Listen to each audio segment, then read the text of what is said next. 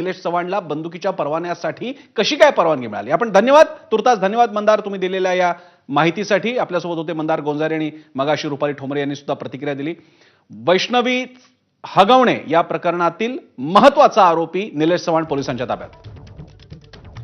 आणि आता आपल्यासोबत आहेत नीलम गोऱ्हे. नीलमताई, निलेश चव्हाणला पकडण्यात आलेले आपली पहिली प्रतिक्रिया. ही अत्यंत आवश्यक असं पाऊल होतं आणि उशिरा का होईना त्याच्यापर्यंत पोलीस पोहोचले हे फार महत्वाचं आहे. त्याच्याकडून काही धागेदोरे नक्की समोर येतील. परंतु आज जी चौंधे केस समोर आलेली आहे त्याच्यामध्ये त्यांनी गाडी पुरवली होती या आरोपींना हगवणे कुटुंबाला पळून जाण्यासाठी.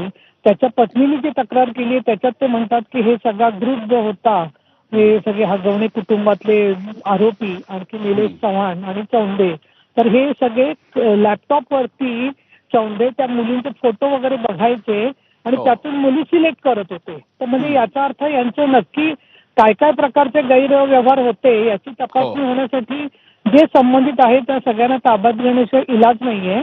आणि उच्च पदस्थांचा काही दबाव असेल तर तो सुद्धा दूर व्हायला सुरुवात होईल.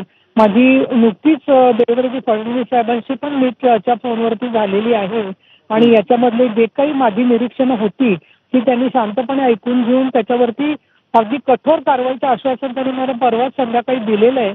पोलिसांनी केलं ते चांगलंच केलं आहे. त्यांच्यावर सगळ्या पोलीस दलाचा नीतीगैर खच्ची होईल अशा प्रकारचा सरसकट टीका होऊ नये असं मला वाटतं आणि याचा न्याय मिळण्याच्या दृष्टीने नक्की उपयोग होईल.